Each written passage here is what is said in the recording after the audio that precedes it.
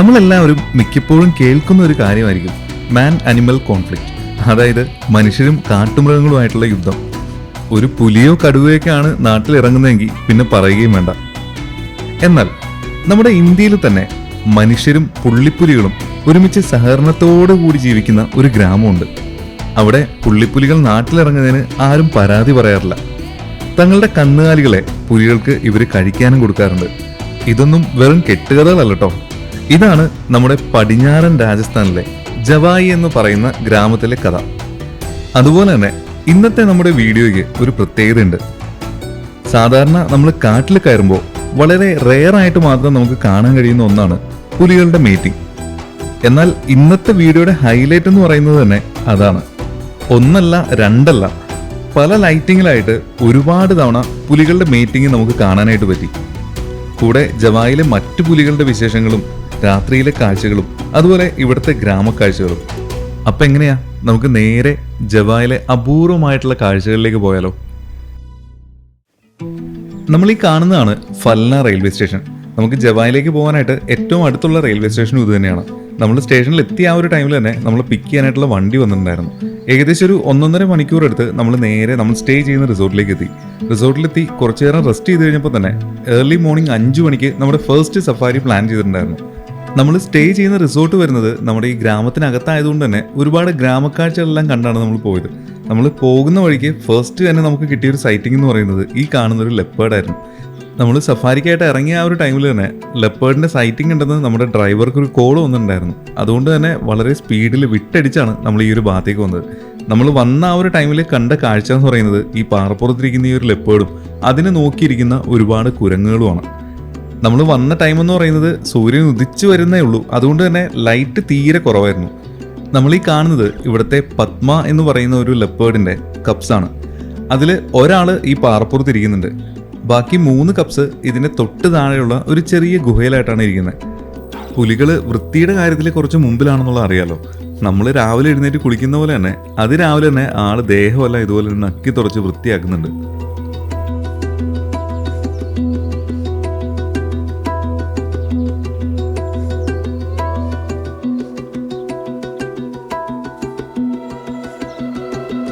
നമ്മൾ ഈ കാണുന്ന ഗുഹയുടെ അകത്തായിട്ടാണ് ബാക്കി കപ്സ് ഉള്ളത്.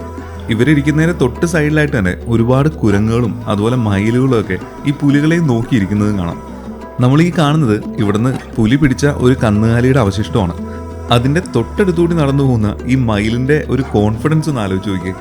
ഈ മയിൽ നടന്നു പോകുന്നത് നോക്കി പാറയുടെ മുകളിലായിട്ട് ഒരു ലെപ്പേർഡ് നോക്കിയിരിക്കുന്നുണ്ട്.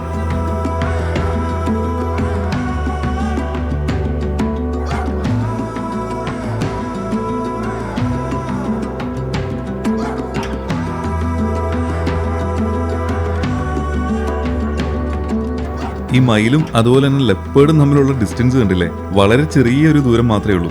പക്ഷേ മയിലിനെയോ അല്ലെങ്കിൽ കുരങ്ങിനെയൊന്നും പൊതുവെ ഈ ലെപ്പേർഡുകൾ പിടിക്കാനായിട്ട് ശ്രമിക്കാറില്ല. അതിനൊരു കാരണം എന്ന് പറയുന്നത് അവരിടുന്ന എഫേർട്ട് കൂടുതലും അവർക്ക് കിട്ടുന്ന ഫുഡ് എന്ന് പറയുന്നത് വളരെ ചെറുതുമായിരിക്കും. പിന്നെ ഇവരെ ഹണ്ട് ചെയ്യുന്ന ടൈമിലുള്ള സക്സസ് റേറ്റ് എന്ന് പറയുന്നത് അതും വളരെ ചെറുതാണ്. പിന്നെ നമ്മൾ നേരത്തെ കണ്ട അതേ കബ്ബ് തന്നെ താഴേക്ക് ഇറങ്ങി അടുത്ത ഒരു പാറയുടെ മുകളിൽ കയറി കിടക്കാനായിട്ടുള്ള പ്ലാനാണ്. ഹണ്ട് ചെയ്യാനായിട്ടുള്ള ശ്രമത്തിൻ്റെ ടൈമിലും അതുപോലെ തന്നെ വെള്ളം കുടിക്കാനൊക്കെ ആയിട്ട് പോകുന്ന ടൈം ഒഴിച്ച് കൂടുതലും ടൈം ഇവർ ഇതുപോലെ തന്നെ പാറയുടെയോ മരത്തിൻ്റെയോ മുകളിലായിട്ട് റെസ്റ്റ് എടുക്കൽ തന്നെയാണ് പതിവ്.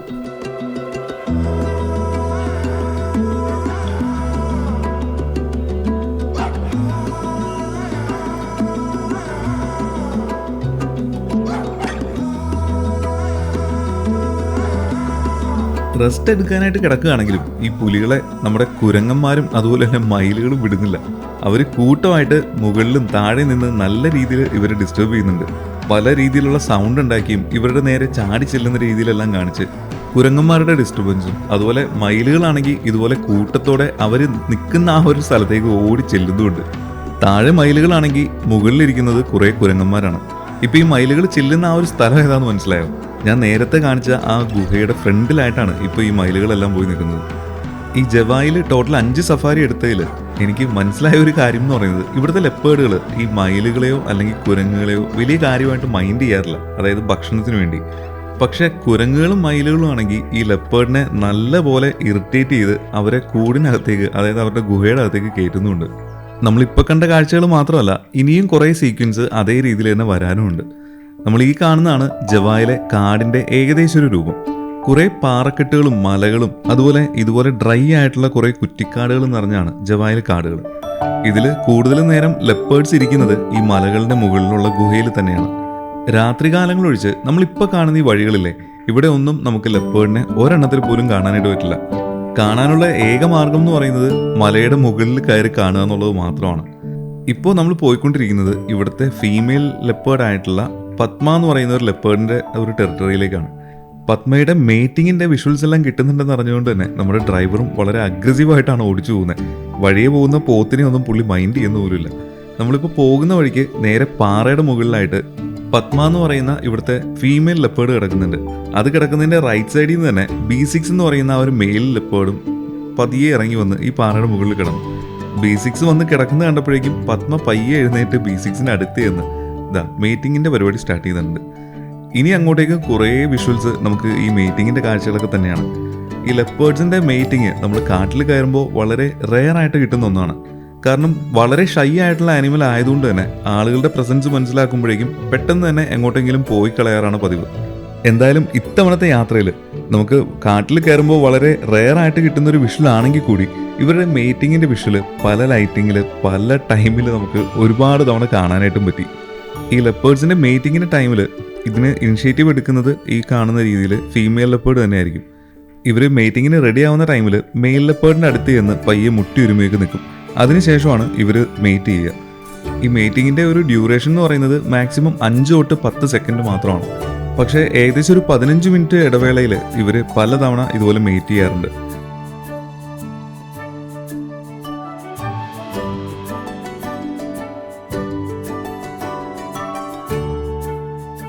അങ്ങനെ കുറച്ചു നേരത്തെ മീറ്റിങ്ങിൻ്റെ കാഴ്ചകളൊക്കെ കണ്ടു കഴിഞ്ഞപ്പോൾ പത്മയും അതുപോലെ തന്നെ B6ഉം ആ മലയുടെ മറ്റൊരു ചരിവിലേക്ക് പോയി. പിന്നെ അവരെയും തപ്പി അതേ സൈഡിലേക്ക് തന്നെ നമ്മളും പോയി. നമ്മൾ ചെല്ലുമ്പോൾ കാണുന്നത് പാറയുടെ മുകളിൽ വെയിലെല്ലാം കൊണ്ട് ഇങ്ങനെ സുഖിച്ച് കിടക്കുന്ന പത്മയാണ്. പത്മ കിടക്കുന്നതിൻ്റെ തൊട്ട് ബാക്കിലായിട്ട് തന്നെ B6 ഉണ്ട്. പക്ഷേ ചരിവിലായതുകൊണ്ട് തന്നെ നമുക്ക് ആളെ കാണാനും പറ്റുന്നില്ല. അതിനുശേഷം കുറച്ച് കഴിഞ്ഞപ്പോഴേക്കും രണ്ടുപേരും നമുക്ക് കാണാനായിട്ട് പറ്റുന്ന രീതിയിൽ അവർ എപ്പോഴും സ്റ്റേ ചെയ്യുന്ന ചെറിയൊരു ഗുഹയുടെ താഴെ ഭാഗത്തേക്ക് വന്നു.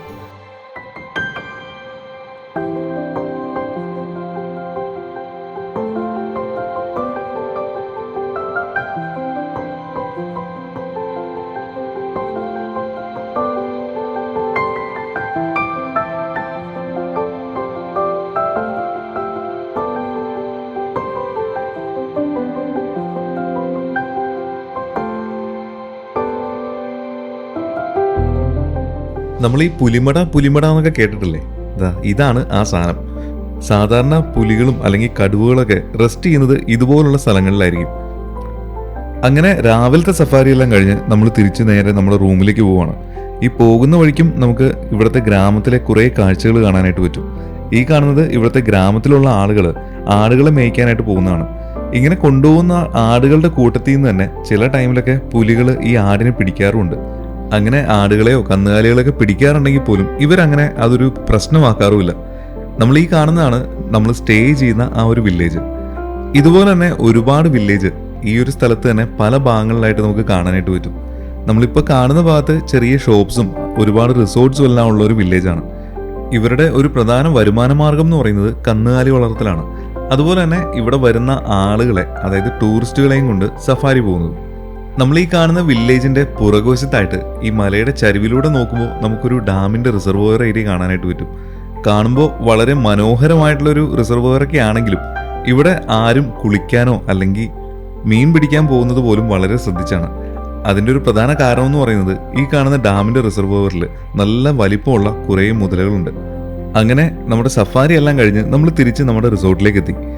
ഈ കാണുന്നതാണ് നമ്മൾ സ്റ്റേ ചെയ്യുന്ന റിസോർട്ട്. ഇനി ഫുഡെല്ലാം കഴിച്ച് കുറച്ചു നേരം റെസ്റ്റ് എല്ലാം ചെയ്തതിന് ശേഷം നമുക്ക് വൈകുന്നേരത്തെ സഫാരിക്ക് പോകാം. അപ്പോൾ ഇതൊക്കെയാണ് നമ്മുടെ ഒപ്പം ഇത്തവണ ജവായിക്ക് വന്നിട്ടുള്ള ആളുകളെയൊക്കെ ഒന്ന് പരിചയപ്പെടുത്താം. നമ്മുടെ മധുചേട്ടൻ. അടിപൊളി. ഫസ്റ്റ് ഡേ ആണ്, പക്ഷെ ഫസ്റ്റ് ഡേ അടിച്ചു പൊളിച്ചു. കാരണം നല്ല സൈറ്റിംഗ് കിട്ടി. ഒരു മീറ്റിംഗ് ലെപ്പേർഡിൻ്റെ അത് വളരെ റയർ സൈറ്റിംഗ് അല്ലേ, അപ്പോൾ അത് കാണാൻ സാധിച്ചു. അപ്പോൾ എന്തായാലും എല്ലാവരും ഭയങ്കര എക്സൈറ്റഡ്. ഇപ്പോൾ വൈകുന്നേരത്തേലും എന്തെങ്കിലും കിട്ടുമെന്ന് പ്രതീക്ഷിക്കാം. ആ ഒരു പ്രതീക്ഷയാണ് പറയുന്നത്. പിന്നെ അതെ നമ്മുടെ വിപിൻ, നമ്മുടെ 3 കടുവയെ പിടിച്ച പറമ്പിക്കുളത്തുനിന്ന് 3 കടുവയെ പിടിച്ച വിപിൻ. പറയൂ വിപിൻ. 3 അല്ല, എത്ര പുലിയെ പിടിക്കുന്നു നോക്കാം. 3 രാവിലെ പിടിച്ചില്ല നമ്മള്. ഇനി ബാക്കിയുള്ളത്. അതെ. പിന്നെ അതെ നമ്മുടെ സ്ഥിരം സാരഥി അജിത്താക്കം. Super experience. എന്താ നിന്റെ പ്രതീക്ഷ? ഇനി നിനക്ക് എന്ത് കാഴ്ച കാണണ്ടേ? നല്ല ഫോട്ടോ എടുക്കണം. അജിത്തിനൊരു സങ്കടമുണ്ട്. രാവിലെ ലെപ്പേർഡിനെ കണ്ടു, പിന്നെ ലെപ്പേർഡിന്റെ മീറ്റിംഗ് കണ്ടു, ഇപ്പൊ കുഞ്ഞിനെ കാണണമെന്ന് പറഞ്ഞു. അങ്ങനെ നമ്മൾ ഈവനിങ് സഫാരി സ്റ്റാർട്ട് ചെയ്തു. നമ്മൾ പോകുന്നത് ജവായിലെ ഈ കാണുന്ന വില്ലേജിന്റെ ഇടയിലൂടെയൊക്കെയാണ്. അതുകൊണ്ട് തന്നെ ഒരുപാട് വില്ലേജിലെ കാഴ്ചകൾ നമുക്ക് കാണാനായിട്ട് പറ്റും. നമ്മുടെ രാവിലത്തെ സഫാരി വെച്ച് നോക്കുമ്പോൾ വൈകുന്നേരത്തെ സഫാരിക്ക് കുറച്ച് പ്രത്യേകതകളുണ്ട്. എന്താണെന്നല്ലേ, നമ്മൾ ഈ പോകുന്ന ടെറൈൻ തന്നെ രാവിലെ കുറച്ച് നിരപ്പായിട്ടുള്ള വഴികളിലൂടെയൊക്കെയാണ് നമ്മൾ പോയെങ്കിൽ വൈകിട്ട് നമ്മൾ പോകുന്നത് കൂടുതലും ഇതുപോലുള്ള പാറകളിലും മലയുടെ മുകളിലൂടെയൊക്കെയാണ്. നമ്മൾ ജവായ് വരുന്ന ടൈമിൽ ജവായിലെ സഫാരിയുടെ ഒരു മെയിൻ അട്രാക്ഷൻ എന്ന് പറയുന്നതും ഇതുപോലെ തന്നെ മലകളുടെ മുകളിലൂടെയും പാറക്കെട്ടുകളിലൂടെയൊക്കെയുള്ള ഒരു യാത്ര തന്നെയാണ്. സാധാരണ നമ്മൾ ഈ സഫാരി പോകുന്ന ടൈമിൽ മിക്ക കാടുകളിലും നമ്മൾ പോകുന്നത് നിരപ്പായിട്ടുള്ള ടെറൈൻസ് ആണ്. അവിടെയാണ് ഈ ജവായിലെ ടെറൈൻസിന്റെ പ്രത്യേകത. ഈ കാണുന്ന രീതിയിൽ വളരെ അഡ്വഞ്ചറായിട്ട് ഒരുപാട് പാറക്കെട്ടുകളിലൂടെയൊക്കെയാണ് നമ്മുടെ യാത്ര. ലെപ്പേർഡുകളെ കാണാനും ഫോട്ടോ എടുക്കാനൊക്കെ അല്ലാതെ ഇതുപോലെ നല്ലൊരു ഓഫ് റോഡ് ഡ്രൈവ് എല്ലാം എൻജോയ് ചെയ്യാനും ഈ ജവായിൽ നമുക്ക് അവസരമുണ്ട്.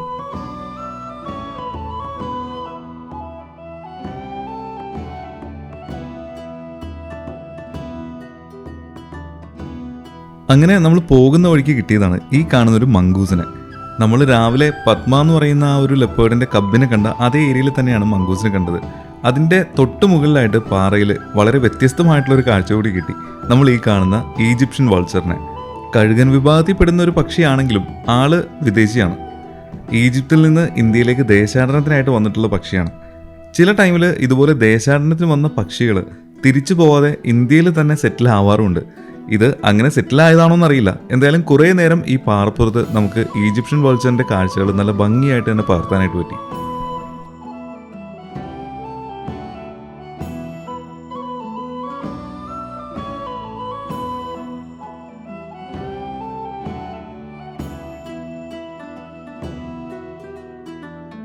അങ്ങനെ ഈജിപ്ഷ്യൻ വൾച്ചറിന്റെ കാഴ്ചകളൊക്കെ കണ്ടു നിന്നപ്പോഴാണ് തൊട്ടടുത്തുള്ള കാട്ടിൽ നിന്ന് ഒരു സൗണ്ട് കേട്ടത്. സംഭവം വേറൊന്നുമല്ല, കാട്ടിൽ ആടുകളെ മേയ്ക്കാനായിട്ട് പോയി വരുന്ന ആടുകളെ നാട്ടിലേക്ക് മേയിച്ചുകൊണ്ട് വരുന്ന കാഴ്ചയാണ്. നമ്മൾ നേരത്തെ കണ്ട വില്ലേജുകളിൽ താമസിക്കുന്ന ആളുകളാണ് ഇവർ. ഇവിടെയുള്ള ആളുകളുടെ ഒരു പ്രധാന ഉപജീവന മാർഗം എന്ന് പറയുന്നത് ഈ കാണുന്ന രീതിയിലുള്ള ആടുവളർത്തലൊക്കെ തന്നെയാണ്. നമ്മൾ പോകുന്ന വഴിക്ക് മിക്ക സ്ഥലങ്ങളിലും ആടുകളെയും അതുപോലെ തന്നെ കന്നുകാലികളെല്ലാം മേയിച്ചുകൊണ്ട് കിടക്കുന്ന ആളുകളെ നമുക്ക് പല സ്ഥലങ്ങളിലും കാണാനായിട്ട് പറ്റും. അങ്ങനെ നമ്മൾ കറങ്ങി തിരിഞ്ഞ് രാവിലെ പത്മയെയും അതുപോലെ തന്നെ B6നെയും കണ്ട ആ ഒരു ഏരിയയിലേക്ക് തന്നെ എത്തി.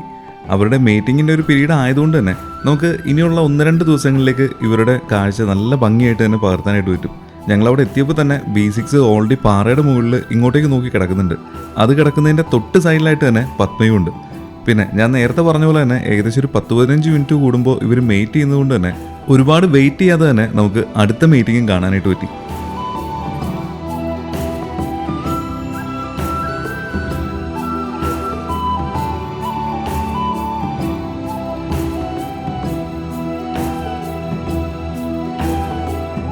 അങ്ങനെ മീറ്റിംഗ് കഴിഞ്ഞപ്പോഴേക്കും നമ്മുടെ പത്മയും അതുപോലെ തന്നെ B6ഉം ആ പാറയുടെ വേറൊരു വശത്തേക്ക് പോയി. അങ്ങനെ അവരെയും നോക്കി നമ്മളും അതേ സൈഡിലേക്ക് തന്നെ പോയി. ഓൾറെഡി സന്ധ്യ ആയതുകൊണ്ട് തന്നെ ചെറിയ രീതിയിൽ സൺസെറ്റിൻ്റെ വിഷ്വൽസൊക്കെ നല്ല ഭംഗിയായിട്ട് നമുക്ക് കിട്ടിത്തുടങ്ങിയിട്ടുണ്ട്. ഈ കാണുന്ന ഇതേ ലൈറ്റിങ്ങിൽ തന്നെ നമ്മുടെ ലെപ്പേർഡ്സിൻ്റെ മീറ്റിങ്ങും കൂടി കിട്ടിക്കഴിഞ്ഞാൽ അടിപൊളിയായിരിക്കില്ലേ?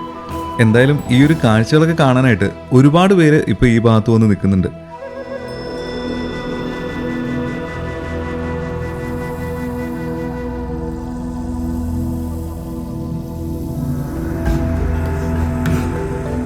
അങ്ങനെ കുറേ നേരം വെയിറ്റ് ചെയ്ത് നിന്നപ്പോൾ നമ്മുടെ ലൈറ്റ് എല്ലാം പോയി ആകെ ഡാർക്കായി തുടങ്ങിയിട്ടുണ്ട്. നമ്മുടെ ക്യാമറയുടെ മാക്സിമം കപ്പാസിറ്റിയൊക്കെ ഉപയോഗിച്ചാണ് കേട്ടോ ഇപ്പോൾ വീഡിയോ എടുത്തുകൊണ്ടിരിക്കുന്നത്. എന്തായാലും ലൈറ്റ് പോയെങ്കിലും ലെപ്പേർഡുകൾ മീറ്റ് ചെയ്യുന്നതിൻ്റെ വിഷ്വൽ നമുക്ക് വീണ്ടും കിട്ടി. ഈ കാണുന്ന ലൈറ്റിങ്ങിൽ മാത്രമല്ല, നല്ല ഡാർക്കായിട്ടുള്ള ടൈമിലും നൈറ്റിലും ഒക്കെ ആയിട്ട് നല്ല അടിപൊളി വിഷ്വൽസ് പുറകെ വരാനുണ്ട്. ലെപ്പേർഡ്സ് വളരെ ദൂരെ ആയതുകൊണ്ടും ലൈറ്റ് എല്ലാം പോയി തുടങ്ങിയതുകൊണ്ടും മിക്ക വണ്ടികളും തിരിച്ചു പോകുന്നുണ്ട്. എന്തായാലും കാട്ടിൽ കയറുമ്പോൾ വളരെ റെയറായിട്ട് കിട്ടുന്നൊരു കാഴ്ച ആയതുകൊണ്ട് തന്നെ പരമാവധി ഈ കാഴ്ചകളൊക്കെ ഭംഗിയായിട്ട് കാണാനും വീഡിയോയിലേക്ക് പകർത്താനുമായിട്ട് നമ്മൾ കുറേ നേരമായിട്ട് അവിടെ തന്നെ വെയിറ്റിംഗ് ആണ്. ഓരോ മീറ്റിംഗ് കഴിയുമ്പോഴും ഏകദേശം ഒരു 10-15 മിനിറ്റിനുള്ളിൽ തന്നെ ഇതിൽ ഫീമെയിൽ ആയിട്ടുള്ള ലെപ്പേർഡ് വീണ്ടും നമ്മുടെ മെയിൽ ആയിട്ടുള്ള ലെപ്പേർഡിൻ്റെ അടുത്തേക്ക് ചെല്ലുന്നുണ്ട്. അതുകൊണ്ട് തന്നെ മീറ്റിങ്ങിൻ്റെ കുറേ നല്ല വിഷ്വൽസ് നമുക്ക് കിട്ടുകയും ചെയ്തു.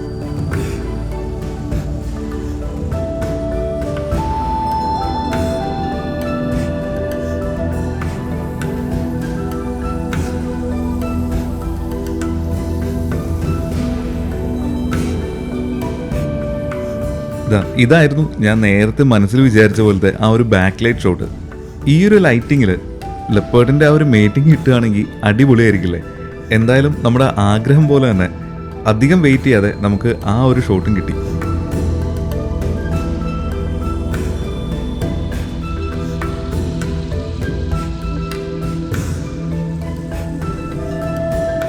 അങ്ങനെ ആ ഒരു മീറ്റിംഗ് എല്ലാം കഴിഞ്ഞപ്പോൾ നമ്മുടെ B6ഉം പത്മയും ആ ഒരു മല ഇറങ്ങി താഴേക്കെത്തി. ഇനി നമുക്ക് കിട്ടാനുള്ളത് നൈറ്റിൽ ടോർച്ചോ അല്ലെങ്കിൽ ലൈറ്റൊക്കെ ഉപയോഗിച്ചിട്ട് എടുക്കുന്ന ഈ ഒരു ഷോട്ട് മാത്രമാണ്. ഇതും കൂടി ആയി കഴിഞ്ഞാൽ എല്ലാ ലൈറ്റിങ്ങിലും നമുക്ക് ഈ ലെപ്പേർഡിൻ്റെ മീറ്റിംഗ് കിട്ടിയിട്ടുണ്ട്. എൻ്റെ അറിവ് ശരിയാണെങ്കിൽ യൂട്യൂബിലോ അതല്ല ഏതെങ്കിലും ചാനലിലാണെങ്കിൽ പോലും ഒരേ ലെപ്പേർഡ്സിൻ്റെ തന്നെ പല ടൈമിങ്ങിൽ പല ലൈറ്റിങ്ങിലുള്ള, അതായത് ഏകദേശം 5-6 ലൈറ്റിങ്ങിലുള്ള മീറ്റിംഗ് ആകെ കിട്ടിയത് നമ്മുടെ വൈൽഡ് ബീസിൻ്റെ ഈ ഒരു ട്രിപ്പിൽ മാത്രമാണ്. അപ്പോൾ എന്തായാലും വളരെ റെയർ ആയിട്ട് കിട്ടുന്ന ഈ മൊമെൻറ്റ്സ് എല്ലാം വീഡിയോയിലേക്ക് പകർത്താൻ പറ്റിയതുകൊണ്ടും അതുപോലെ തന്നെ നിങ്ങളിലേക്ക് ഇത് കാണിക്കാൻ പറ്റിയതുകൊണ്ടും ഞാനും വളരെ ഹാപ്പി. അങ്ങനെ മീറ്റിംഗ് എല്ലാം കഴിഞ്ഞപ്പോഴേക്കും നമ്മുടെ ലെപ്പേർഡ്സ് നേരെ താഴെ നമ്മൾ പോകുന്ന ആ ഒരു വഴിയുടെ അടുത്തേക്ക് വരെ എത്തിയിട്ടുണ്ട്. എന്തായാലും ഒരുപാട് ലേറ്റ് ആയതുകൊണ്ടും നൈറ്റ് ആയതുകൊണ്ടും നമ്മൾ അധികം നേരം നിന്ന് ഇവരെ ഡിസ്റ്റർബ് ചെയ്യാനായിട്ട് നിൽക്കുന്നില്ല. എന്തായാലും ഇവിടെ ഒരു ചെറിയ ടൈം റെസ്ട്രിക്ഷനൊക്കെ ഉള്ളതുകൊണ്ട് തന്നെ നമ്മൾ തിരിച്ച് നമ്മുടെ റിസോർട്ടിലേക്ക് പോവുകയാണ്.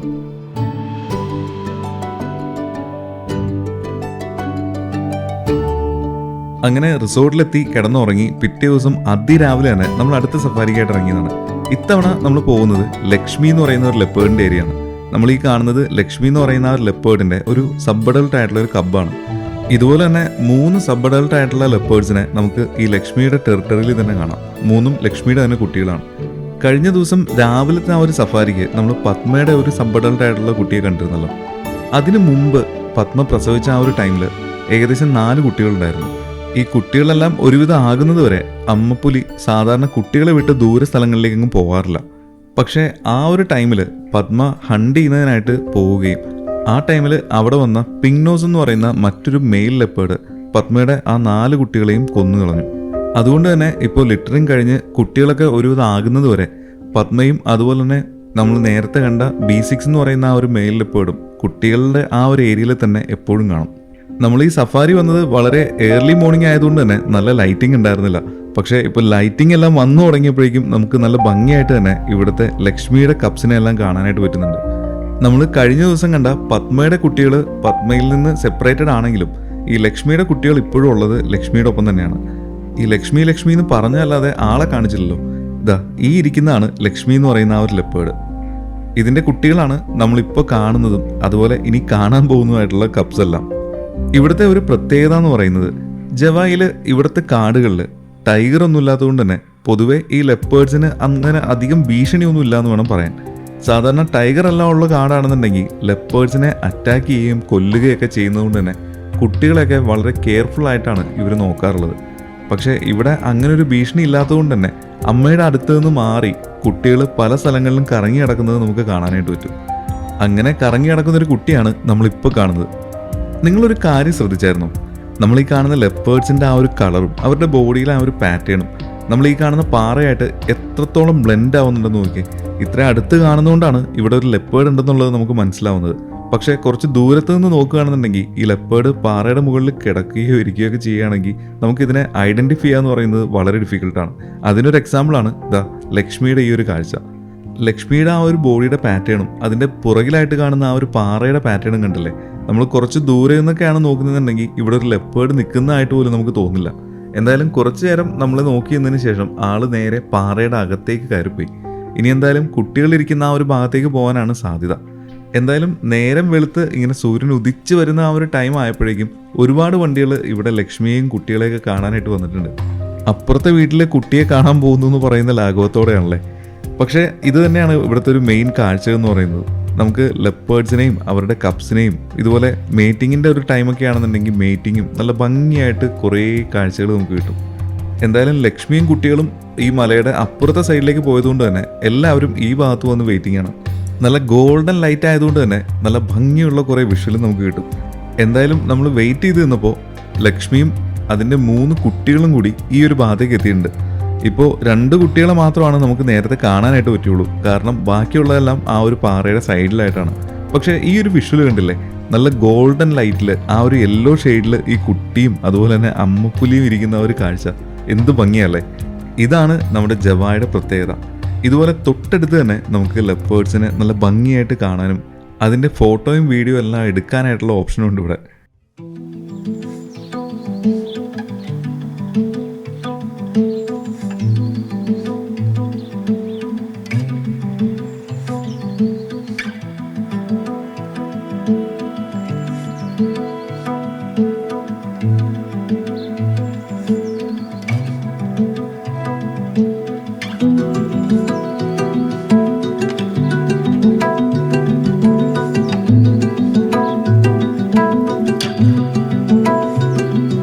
കുറച്ചു നേരം കഴിഞ്ഞപ്പോൾ നമ്മുടെ ലക്ഷ്മിയും കുട്ടികളും ഒക്കെ പാറയുടെ അല്ലെങ്കിൽ ആ ഒരു മലയുടെ ഓപ്പോസിറ്റ് സൈഡിലേക്ക് പോയി. പിന്നെ നമ്മൾ ധൃതി പിടിച്ച് പാറയുടെ മുകളിലേക്ക് അല്ലെങ്കിൽ ആ ഒരു മലയുടെ മുകളിലേക്ക് കയറി അതിരുന്ന സ്ഥലത്തേക്ക് ചെന്നപ്പോഴേക്കും ദേ കിടക്കുന്നു ലക്ഷ്മി. അങ്ങനെ കുറച്ചു നേരം വെയിറ്റ് ചെയ്ത് നിന്നപ്പോൾ തന്നെ ലക്ഷ്മിയുടെ തൊട്ടടുത്തേക്ക് ഒരു കബ്ബ് കൂടി വന്നു. ആ ഒരു കാഴ്ച കാണാനായിട്ട് പറ്റിയപ്പോൾ നല്ല രസമുണ്ടായിരുന്നു. കാരണം തൊട്ടടുത്ത് തന്നെ അമ്മയും കുഞ്ഞും നിൽക്കുന്നു, നല്ല ലൈറ്റിങ്ങും. ഇതിൽ കൂടുതൽ വേറെ എന്താ വേണ്ടേ? കുറേ നേരം അവിടെ നിന്ന് അവരുടെ കുറേ നല്ല വിഷ്വൽസും എടുത്തു.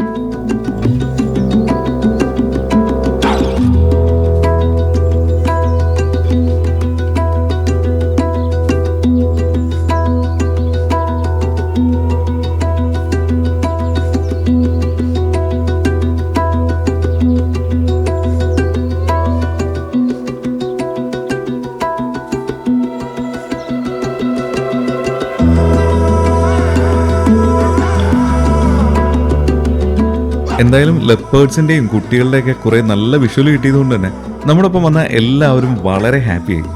എന്തായാലും കുറച്ചു നേരം ഇവിടെ റെസ്റ്റ് എടുത്ത ശേഷം നമുക്ക് ബാക്കി കാഴ്ചകളിലേക്ക് പോവാം.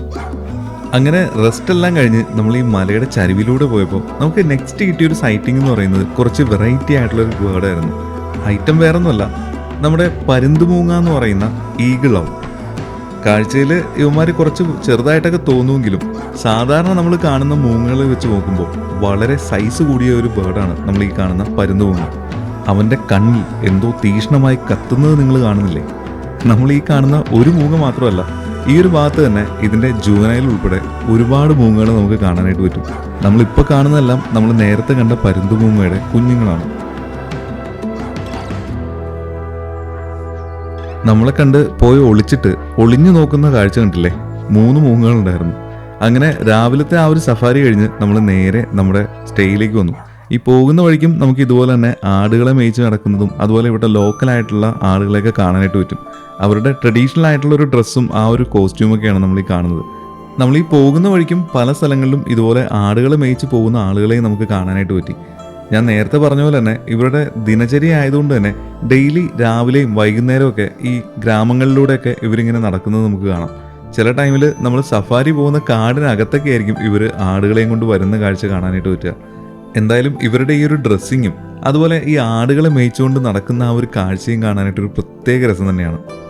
അങ്ങനെ കാഴ്ചകളെല്ലാം കണ്ട് നമ്മൾ തിരിച്ച് നമ്മുടെ റിസോർട്ടിലെത്തി കുറച്ചു നേരം റെസ്റ്റ് എല്ലാം എടുത്ത് ഇനി വൈകുന്നേരത്തെ ആ ഒരു സഫാരിക്ക് നമുക്ക് പോവാം. നമ്മൾ ഈ കാണുന്ന വണ്ടിയിലാണ് നമ്മൾ പോകുന്നത്. അപ്പോൾ ഇത്തവണ നമ്മൾ പോകുന്ന ആ ഒരു റൂട്ട് കുറച്ച് ഡിഫറെൻ്റ് ആണ്. കാരണം ഇവിടെ വെറൈറ്റി ആയിട്ടുള്ള മലയുടെ ചെരുവിൽ ഗുഹയ്ക്കകത്തായിട്ടുള്ളൊരു ടെമ്പിൾ ഉണ്ട്. അങ്ങോട്ടേക്കാണ് നമ്മൾ ഫസ്റ്റ് പോകുന്നത്. അത് കഴിഞ്ഞ് നമ്മൾ ഈ ഒരു ഭാഗത്ത് തന്നെ നേരത്തെ നമ്മൾ കണ്ട ആ ഒരു ഡാമിൻ്റെ റിസർവോയർ ഏരിയ ഉണ്ടല്ലോ, അങ്ങോട്ടേക്കാണ് പോകുന്നത്. അവിടെ പോകുന്നതിൻ്റെ റീസൺ എന്ന് പറയുന്നത് അവിടെ ഒരുപാട് മുതലകളെ നമുക്ക് കാണാനായിട്ട് പറ്റും.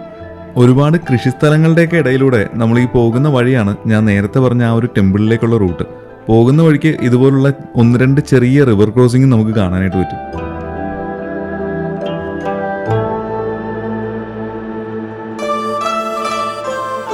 അങ്ങനെ റിവർ ക്രോസിംഗ് എല്ലാം കഴിഞ്ഞ് നമ്മൾ കുറച്ചുകൂടി മുന്നോട്ട് ചെല്ലുമ്പോൾ നേരെ കാണുന്ന ഈ ഒരു മല കണ്ടില്ലേ, ഇവിടെയാണ് ഞാൻ പറഞ്ഞ ആ ഒരു ടെമ്പിൾ ഉള്ളത്. ഇതിൽ കുറച്ച് മുകളിലേക്ക് കയറുമ്പോൾ ഈ കാണുന്ന ഒരു മല ഇടുക്കിലായിട്ടാണ് ഈ ഒരു ടെമ്പിൾ നമുക്ക് കാണാനായിട്ട് പറ്റുക. ഇതിനകത്തേക്ക് നമുക്ക് കയറാനായിട്ട് പറ്റും. പക്ഷേ ഒറ്റപ്പെട്ട് നിൽക്കുന്ന ഒരു സ്ഥലത്തായതുകൊണ്ട് തന്നെ നമ്മൾ കയറുന്നതിന് മുമ്പ് ഇതിനകത്ത് ഗുഹയിൽ എവിടെയെങ്കിലുമൊക്കെ ആയിട്ട് ലെപ്പേർഡ് ഉണ്ടോ എന്നുള്ളത് കൺഫേം ചെയ്തിട്ട് വേണം നമ്മൾ മുകളിലേക്ക് കയറാൻ. കാരണം ഇതിനകത്ത് മിക്കപ്പോഴും ലെപ്പേർഡ്സിനെ ആളുകൾ കണ്ടിട്ടുമുണ്ട്. നമ്മൾ ഈ കണ്ട മലയുടെ നേരെ പുറകിലായിട്ടാണ് ഞാൻ നേരത്തെ പറഞ്ഞ ആ ഒരു ഡാമിൻ്റെ റിസർവോയർ. അതുപോലെ തന്നെ ചുറ്റും നോക്കിക്കഴിഞ്ഞാൽ നമുക്ക് ഒരുപാട് കൃഷിസ്ഥലങ്ങളും കാണാനായിട്ട് പറ്റും. നമ്മുടെ ഈ ടെമ്പിൾ ഇരിക്കുന്ന ആ ഒരു മലയുടെ മുകൾ ഭാഗം കാണാനായിട്ട് നല്ല രസമാണ്. കാരണം ഒരുപാട് ഗ്രാനൈറ്റ് മലകളാണ് ഇവിടെ ഉള്ളത്. ഇതിനകത്ത് തന്നെ ഒരുപാട് ചെറിയ ചെറിയ ഗുഹകളും അതുപോലെ തന്നെ ചെറിയ വിടവുകളും ഒക്കെ കണ്ടില്ലേ. ഈ ഭാഗങ്ങളിലൊക്കെ ശരിക്കും പറഞ്ഞാൽ ലെപ്പേർഡിന് വന്ന് ഒളിച്ചിരിക്കാനും അതുപോലെ അവർക്ക് വന്ന് സ്വസ്ഥമായിട്ടിരിക്കാനൊക്കെ പറ്റിയ ഏരിയയാണ്.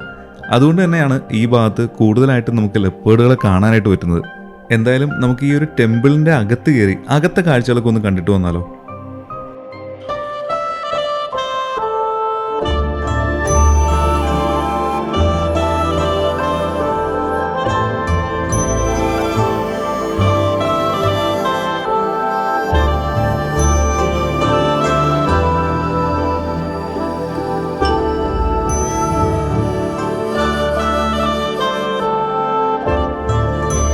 എന്തായാലും ടെമ്പിളിലെ കാഴ്ചകളൊക്കെ നമ്മൾ കണ്ടു കഴിഞ്ഞല്ലോ. ഇനി നമുക്ക് നേരത്തെ പറഞ്ഞ ആ റിസർവോയറിൻ്റെ ഏരിയയിൽ പോയിട്ട് മുതലകളെ വല്ലതും കാണാൻ പറ്റുമോ എന്നുള്ളത് നോക്കാം. നമ്മൾ ഈ പോകുന്ന വഴിക്ക് മിക്ക സ്ഥലങ്ങളിലും ഇതുപോലെ കൃഷിസ്ഥലങ്ങളൊക്കെ ഉള്ളതുകൊണ്ട് തന്നെ ആളുകൾ അങ്ങോട്ടും ഇങ്ങോട്ടും പോകുന്നതും അതുപോലെ കന്നുകാലികളെല്ലാം മേയിച്ചുകൊണ്ട് കിടക്കുന്ന ആളുകളെയും നമുക്ക് കാണാനായിട്ട് പറ്റും. ഞങ്ങൾ ഫോട്ടോയും വീഡിയോ ഒക്കെ എടുക്കുന്നത് കണ്ടിട്ടാണെന്ന് തോന്നുന്നു. ആള് നല്ല രീതിയിൽ പോസ് എല്ലാം ചെയ്താണ് നടക്കുന്നത്. എന്തായാലും ഇവിടെയുള്ള ആളുകളുടെ ആ ഒരു മെൻറ്റാലിറ്റി ഉണ്ടല്ലോ, അത് പറയാതിരിക്കാൻ പറ്റില്ല. കാരണം വരുന്ന ആളുകളോട് വളരെ സ്നേഹത്തിലാണ് ഇവർ പെരുമാറുന്നത്. എന്തായാലും അവിടെ നിന്ന് വന്ന 3 പേരിൽ ഒരാളെ പിടിച്ചു നിർത്തി ആളുടെ ഫോട്ടോ എടുത്ത് പിന്നെ ആൾക്കത് കാണിച്ചും കൊടുത്തു. നിങ്ങളും ഒന്ന് കണ്ടുപോയിക്കേ. അത് ആൾക്ക് കാണിച്ചു കൊടുത്തത് വേറൊന്നും കൊണ്ടല്ല, ഇവിടെയുള്ള മിക്ക ആളുകളും യൂട്യൂബോ അങ്ങനെയുള്ള സോഷ്യൽ മീഡിയ ഒന്നും യൂസ് ചെയ്യാത്ത ആളുകളാണ്. അപ്പോൾ നമ്മളെടുത്ത പടമോ അല്ലെങ്കിൽ ഈ കാണുന്ന വീഡിയോ ഒന്നും ഇവർ കാണാനായിട്ടുള്ള സാധ്യതയില്ലല്ലോ. ഇനി അവരെയൊക്കെ ലൈഫിൽ എപ്പോഴാണ് കാണുക എന്നുള്ളൊരു ഐഡിയ ഇല്ല. അതുകൊണ്ട് തന്നെ ഞാൻ സാധാരണ ഇതുപോലെ യാത്രകൾ പോകുമ്പോൾ ആരുടെയെങ്കിലുമൊക്കെ ഫോട്ടോയോ വീഡിയോ ഒക്കെ എടുക്കുകയാണെന്നുണ്ടെങ്കിൽ അവരെ കാണിച്ചു കൊടുത്തിട്ടാണ് പോവാറ്. അങ്ങനെ നമ്മൾ പയ്യെ നമ്മൾ നേരത്തെ കണ്ട ആ ഒരു ഡാമിൻ്റെ റിസർവോയർ ഏരിയയിലേക്ക് എത്തി. നമ്മൾ വൈകുന്നേരം സമയം വന്നതുകൊണ്ട് തന്നെ ഇവിടെ വെയിൽ കായുന്നതിനായിട്ട് മിക്ക സ്ഥലങ്ങളിലും മുതലകൾ കരക്ക് കയറി കിടക്കുന്നുണ്ട്. നമ്മൾ സാധാരണ കാണുന്ന ചീങ്കണ്ണി പോലത്തെ ചെറിയ മുതലകളല്ല, ഇവിടെയുള്ള മുതലകൾ നല്ല സൈസ് ഉണ്ട്. നമ്മൾ ഈ ക്യാമറയിൽ കാണുമ്പോഴേക്കും നിങ്ങൾക്ക് ആ ഒരു സൈസ് എത്രത്തോളം ഫീൽ ചെയ്യുന്നുണ്ടെന്ന് അറിയില്ല. പക്ഷേ നല്ല സൈസുള്ള മുതലകളാണ് ഈ ഡാമിൻ്റെ പല ഭാഗങ്ങളിലായിട്ട് കിടക്കുന്നത്. ഇവിടെ നിന്ന് നോക്കുമ്പോൾ നമ്മൾ നേരത്തെ പോയ ആ ഒരു ടെമ്പിളിൻ്റെ ഏരിയ എല്ലാം നമുക്ക് കാണാനും പറ്റും. പിന്നെ ഈ കാണുന്നൊരു വഞ്ചി കണ്ടില്ലേ, ഇതിലാണ് ഇവിടെ ആളുകൾ മീൻ പിടിക്കാനൊക്കെ ആയിട്ട് പോകുന്നത്. നമ്മൾ മുതലകളുടെ കാഴ്ചകളൊക്കെ കണ്ടു നിന്നപ്പോഴാണ് വെറൈറ്റി ആയിട്ടുള്ള ഈ ഒരു കിങ്ഫിഷറിനെ കാണാനായിട്ട് പറ്റിയത്. സാധാരണ മീൻ കൊത്തികൾ വല്ല മരത്തിലൊക്കെ ഇരുന്ന് ഇങ്ങനെ താഴേക്ക് നോക്കി നിന്ന് മീനുകൾ വരുന്ന ടൈമിൽ പോയി കൊത്തി അതിനെ എടുത്തുകൊണ്ട് വരികയാണ് ചെയ്യാറ്. ഇവിടെ മരമില്ലാത്തതുകൊണ്ടാണോ എന്നറിയില്ല. എന്തായാലും കുറേ നേരം എയറിലിങ്ങനെ ഒരേ സ്ഥലത്ത് ഹോവർ ചെയ്ത് നിന്ന് മീനുകളെ കാണുന്ന ടൈമിലാണ് ആൾ താഴേക്ക് പോകുന്നത്. എന്തായാലും ഈ ഒരു കാഴ്ച കാണാനായിട്ട് ഒരു പ്രത്യേക ഭംഗി തന്നെയായിരുന്നു.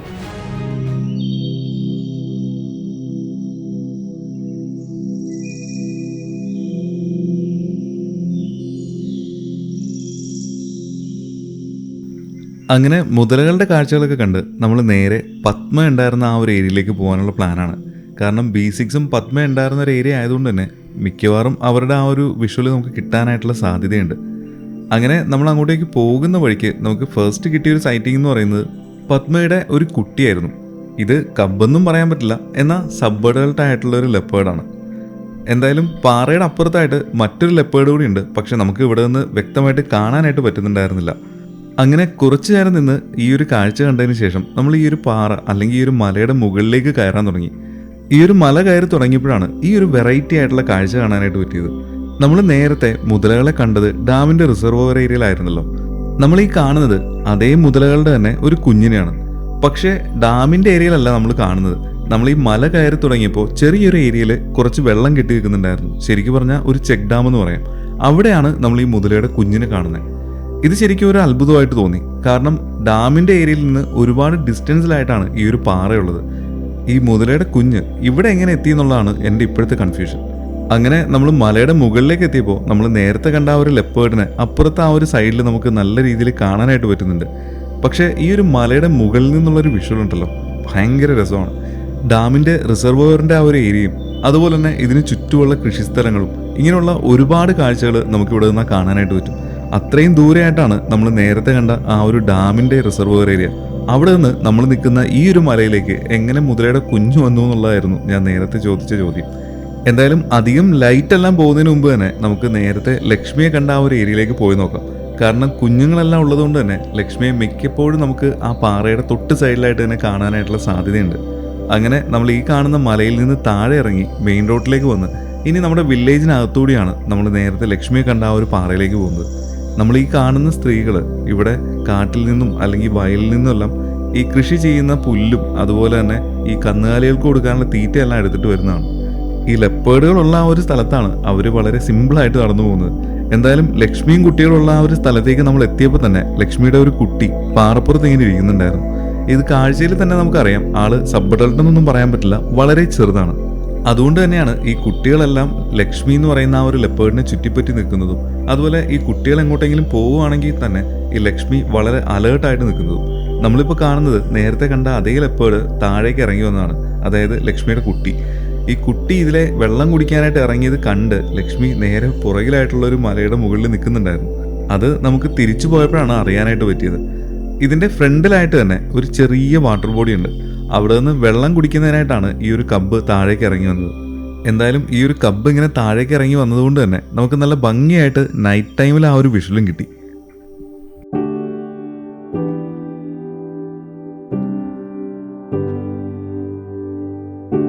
അങ്ങനെ ആള് താഴെ ആ ഒരു ചെറിയ വാട്ടർ ബോഡിയിലേക്ക് എത്തി വെള്ളം കുടിച്ചു തുടങ്ങി.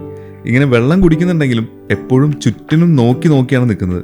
കാരണം വേറെ എന്തെങ്കിലും ആനിമൽ ഇതിനെ അറ്റാക്ക് ചെയ്യാനായിട്ട് വരുമോ എന്നുള്ളൊരു ടെൻഷൻ കാരണമൊക്കെ ആയിരിക്കണം. പക്ഷേ ഇതിനെ അറ്റാക്ക് ചെയ്യാനായിട്ട് ഹൈന ഒഴിച്ച് വേറെ ഒരു ആനിമലും ഇവിടെ വരാനായിട്ടുള്ള സാധ്യതയില്ല. എന്തായാലും കുറച്ചു നേരം നിന്ന് വെള്ളമെല്ലാം കുടിച്ച് ആള് പതിയെ പമ്മി തിരിച്ച് ലക്ഷ്മിയുടെ അടുത്തേക്ക് പോകുന്ന കാഴ്ചയാണ് നമ്മൾ ഈ കാണുന്നത്. എന്തായാലും കുഞ്ഞ് തിരിച്ച് വരുന്നത് നോക്കി ലക്ഷ്മി പാറയുടെ മുകളിൽ തന്നെ ഇരിക്കുന്നുണ്ട്. ലക്ഷ്മി അങ്ങനെ ഇരിക്കുന്ന ടൈമിൽ ലക്ഷ്മിയുടെ തൊട്ടു പുറകിൽ നിന്ന് തന്നെ മറ്റൊരു കബ്ബ് വന്ന് അതിനോട് ഈ സ്നേഹം പ്രകടിപ്പിക്കുന്ന കാഴ്ചയാണ് നമ്മൾ ഈ കാണുന്നത്. എന്ത് ക്യൂട്ടാണല്ലേ ഈ ഒരു മൊമെന്റ്സ് ഒക്കെ. എന്തായാലും ഒരുപാട് നല്ല കാഴ്ചകൾ ഇത്തവണത്തെ നമ്മുടെ ഈ ഒരു ജവായ് ട്രിപ്പ് നമുക്ക് സമ്മാനിച്ചിട്ടുണ്ട്. എന്തായാലും വൈൽഡ് ബീസിൻ്റെ ഈ ഒരു ട്രിപ്പിൽ നമ്മളോടൊപ്പം വന്ന ആളുകളും കൊണ്ടുപോയ ഞങ്ങളും ഹാപ്പി ആയിരുന്നു. ഇതുപോലെ തന്നെ ഒരുപാട് സ്ഥലങ്ങളിലേക്ക് നമ്മൾ ട്രിപ്പുകൾ പ്ലാൻ ചെയ്യുന്നുണ്ട്. ഒക്ടോബർ എൻഡിൽ നമ്മൾ ആസാമിലെ മാനസ് എന്ന് പറയുന്ന സ്ഥലത്തേക്കുള്ള സഫാരിയും അതുപോലെ തന്നെ നവംബർ ബിഗിനിങ്ങിൽ നമ്മൾ കസിരംഗയിലേക്കുള്ള സഫാരിയും പ്ലാൻ ചെയ്തിട്ടുണ്ട്. അപ്പോൾ ഇത് രണ്ടും കമ്പൈൻ ചെയ്തും വേണമെങ്കിൽ എടുക്കാം. കാരണം അടുപ്പിച്ചുള്ള ഡേറ്റ്സിലായിരിക്കും ഇത് നമ്മൾ പോകുന്നത്. അപ്പോൾ ആരെങ്കിലും ഞങ്ങളോടൊപ്പം ഈ ഒരു സഫാരിക്ക് വരാനായിട്ട് പ്ലാൻ ചെയ്യുന്നുണ്ടെങ്കിൽ താഴെ കൊടുത്തിട്ടുള്ള നമ്പറിൽ ഇമീഡിയറ്റ്ലി കോൺടാക്ട് ചെയ്തോളൂ. അങ്ങനെ തിരിച്ച് നമ്മൾ റിസോർട്ടിലെത്തി നല്ല അടിപൊളി ഒരു കുളിയും കുളിച്ചു. നല്ല ഭംഗിയുള്ള കുറേ സൈറ്റിംഗ് എല്ലാം കിട്ടിയതുകൊണ്ട് തന്നെ ആ ഒരു സന്തോഷവും ആ ഒരു എനർജിയും ഞങ്ങളുടെ ഈ ആക്ടിവിറ്റീസ് എല്ലാം കാണുമ്പോൾ നിങ്ങൾക്കും മനസ്സിലാവും. അങ്ങനെ കിടന്നുറങ്ങി അതിരാവിലെ നമ്മൾ അടുത്ത സഫാരിക്കുള്ള പ്ലാനാണ്. അടുത്ത ദിവസം നമ്മൾ വേറൊരു റൂട്ടിൽ പോയി കരടിയെ കിട്ടുമെന്ന് നോക്കാനായിട്ടാണ് പ്ലാൻ. അപ്പോൾ രാവിലെ തന്നെ നമ്മുടെ ജീപ്പ് വന്നിട്ടുണ്ടായിരുന്നു. നമ്മൾ നേരെ ജീപ്പിൽ കയറി നമ്മുടെ സഫാരിയും സ്റ്റാർട്ട് ചെയ്തു. അതിരാവിലെ തന്നെ ഇവിടെയുള്ള ആളുകൾ ജോലിക്കും ഇവിടെയുള്ള ക്ഷേത്രങ്ങളിലേക്കൊക്കെ ആയിട്ട് പോകുന്ന കാഴ്ചകൾ നമുക്ക് കാണാനായിട്ട് പറ്റുന്നുണ്ട്. നമ്മൾ കാട്ടിലേക്ക് കയറിയപ്പോൾ തന്നെ നമുക്ക് ഫസ്റ്റ് കാണാൻ പറ്റിയത് ഈ കാണുന്ന കാട്ടുമുയലാണ്. നമ്മുടെ ഇന്ത്യയിൽ വൈൽഡ് റാബിറ്റ് എന്ന് പറയുന്നൊരു വിഭാഗം ഇല്ല എന്നുള്ളത് നിങ്ങൾക്ക് അറിയാലോ. ഇതിനെ നമ്മൾ കാട്ടുമുയൽ എന്ന് പറയുന്നുണ്ടെങ്കിലും ഇതിൻ്റെ ശരിക്കുള്ള പേര് ഇന്ത്യൻ ഹെയർ എന്നാണ്.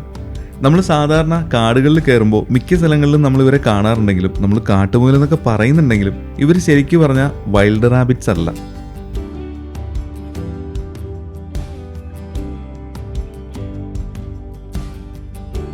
അങ്ങനെ മുയലിൻ്റെ കാഴ്ചകളൊക്കെ കണ്ട് നമ്മൾ പുലികളെയും തപ്പി ഈ കാടിൻ്റെ പല ഭാഗത്തുമൊക്കെ ചുറ്റിക്കറങ്ങി നടന്നു.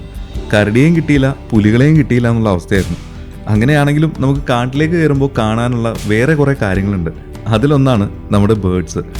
ഇതിൽ കൂടുതലും നമുക്ക് കാണാനായിട്ട് പറ്റിയത് നമ്മുടെ കാടുകളിലൊക്കെ വളരെ കോമൺ ആയിട്ട് കാണാനായിട്ട് പറ്റുന്ന ഒരുവിധം ബേർഡ്സിനെയൊക്കെ തന്നെയാണ്. എന്തായാലും പുതിയതായിട്ട് പോയ റൂട്ടിൽ നമുക്ക് കരടിയോ ലെപ്പേർഡോ ഒന്നും കിട്ടില്ല എന്ന് തോന്നിയതുകൊണ്ട് തന്നെ നമ്മൾ തിരിച്ച് വീണ്ടും പത്മയും അതുപോലെ തന്നെ B6 ഉണ്ടായിരുന്ന ആ ഒരു ഏരിയയിലേക്ക് എത്തി. അവിടെ എത്തിയപ്പോൾ നമുക്ക് ആദ്യം കാണാനായിട്ട് കഴിഞ്ഞത് പത്മയുടെ സബ് അഡൾട്ട് ആയിട്ടുള്ള 2 കുഞ്ഞുങ്ങളായിരുന്നു. ഒരു പാറയുടെ 2 സൈഡിലായിട്ട് അവർ വെയിലും കാഞ്ഞിങ്ങനെ കിടക്കുന്നുണ്ട്. ഇവിടുത്തെ ഒരു പ്രത്യേകത നമ്മൾ ആദ്യത്തെ സഫാരിയിൽ തന്നെ കണ്ടിരുന്നല്ലോ. ഈ ലെപ്പേർഡ്സ് ഇങ്ങനെ സ്വസ്ഥമായിട്ട് എവിടെയെങ്കിലും കിടക്കുകയാണെങ്കിൽ മയിലും കുരങ്ങുകളും വന്ന് ഇവരെ ഇറിറ്റേറ്റ് ചെയ്ത് ഏതെങ്കിലും ഭാഗത്തേക്ക് മാറ്റാറുണ്ട്. എന്തായാലും ഈ ലെപ്പേർഡ്സ് നിൽക്കുന്ന ഏരിയയിലും ഒരുപാട് മയിലുകൾ ഇവരെ തന്നെ സൂക്ഷിച്ചു നോക്കി നിൽക്കുന്നുമുണ്ട്.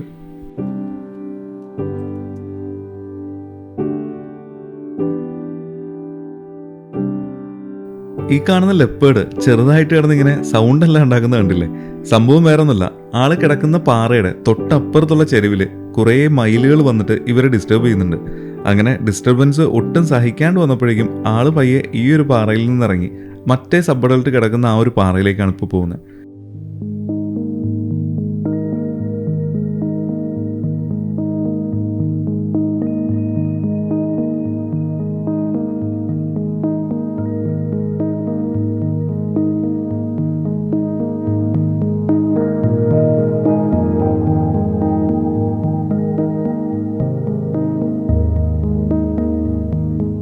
അങ്ങനെ നമ്മൾ അവിടെ നിന്ന് ഈ കപ്സിന്റെ കാഴ്ചകളെല്ലാം കണ്ട് നേരെ മുന്നോട്ട് പോയപ്പോഴാണ് കുറച്ചു ദൂരം ചെന്നപ്പോഴേക്കും ഒരു പാറയുടെ മുകളിലായിട്ട് നമ്മൾ നേരത്തെ കണ്ട പത്മയും അതുപോലെ തന്നെ B6ഉം കിടക്കുന്നത് കണ്ടത്. ഇവരുടെ ആ ഒരു മീറ്റിംഗ് ടൈം ആയതുകൊണ്ട് തന്നെ കുറച്ചു നേരം നമ്മൾ നിൽക്കുകയാണെന്നുണ്ടെങ്കിൽ മീറ്റിംഗ് കിട്ടാനായിട്ടുള്ള സാധ്യത ഉണ്ടായിരുന്നു. അവിടെ നിന്ന് കുറച്ച് ദൂരെയായിട്ട് വലത്തെ സൈഡിലേക്ക് നോക്കിക്കഴിഞ്ഞാൽ നമ്മൾ നേരത്തെ കണ്ട ആ 2 ലെപ്പേർഡിന്റെ കപ്സിനെയും കാണാം.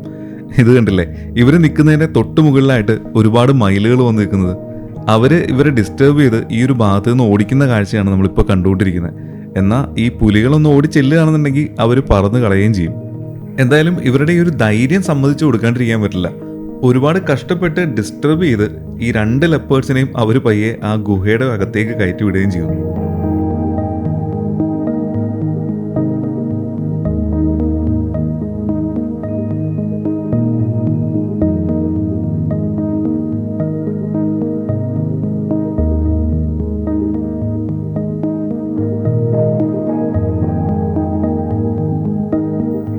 അങ്ങനെ മയിലിൻ്റെയും ലെപ്പേർഡ്സിൻ്റെയും കാഴ്ചകൾ എടുത്തുകൊണ്ട് നിന്നപ്പോഴാണ് നമ്മുടെ ഇടത്തെ സൈഡിലുണ്ടായിരുന്ന B6ൻ്റെയും പത്മയുടെയും കാര്യം ഓർത്തത്. എന്തായാലും B6 എഴുന്നേറ്റിരിക്കുന്നുണ്ട്, പത്മ പയ്യെ എഴുന്നേറ്റ് വരുന്നുമുണ്ട്. ഇവിടെയാണ് ചെറിയൊരു ട്വിസ്റ്റ് നടക്കാനായിട്ട് പോകുന്നത്. പത്മ പയ്യെ സാധാരണഗതിയിൽ എപ്പോഴും ചെയ്യുന്ന പോലെ തന്നെ B6ൻ്റെ അടുത്ത് വന്ന് ഒന്ന് മുട്ടി ഒരുമി നേരെ കയറിപ്പോയി. B6 ആണെങ്കിൽ ആ ടൈമിൽ വലിയ മൈൻഡും കൊടുത്തില്ല. അത് കഴിഞ്ഞ് ആള് മെയ്റ്റ് ചെയ്യാനായിട്ട് അടുത്തേക്ക് ചെന്നപ്പോഴേക്കും പത്മ ഒരു വിധത്തിലും B6നെ മെയ്റ്റ് ചെയ്യാനായിട്ട് സമ്മതിക്കുന്നുണ്ടായിരുന്നില്ല. ആള് ചവിട്ടിയും തിരിച്ചിടാനൊക്കെ നോക്കിയൊക്കെ ഒരുപാട് ട്രൈ ചെയ്യുന്നുണ്ട്, പക്ഷെ പത്മ അനങ്ങുന്ന ലക്ഷണമില്ല. അതിൻ്റെ ഇടയിൽ B6 പഠിച്ച പണി 18 നോക്കുന്നുമുണ്ട്.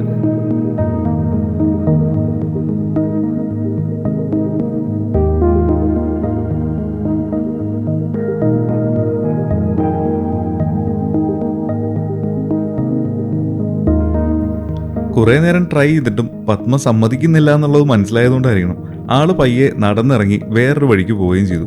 ഈ കാര്യങ്ങൾക്കൊക്കെ സാക്ഷിയായതോ ഈ കാണുന്ന കിളിയും.